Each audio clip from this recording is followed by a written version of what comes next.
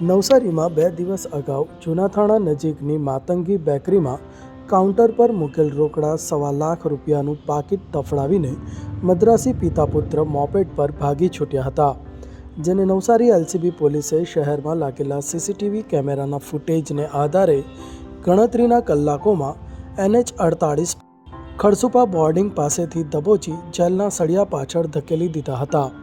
પોલીસે આરોપીઓ પાસેથી રોકડ સહિત 50,000ની બાઇક અને ₹1,000ના 2 મોબાઈલ મળી કુલ ₹1.76 લાખનો મુદ્દામાલ કબજે કરી વધુ તપાસ અર્થે આરોપીઓને નવસારી ટાઉન પોલીસને સોંપ્યા હતા. આરોપી ગણેશન શેટિયાર અને જગન શેટિયાર દક્ષિણ ભારતની નેલ્લોર ટોળકી સાથે સંકળાયેલા હોવાની આશંકા છે.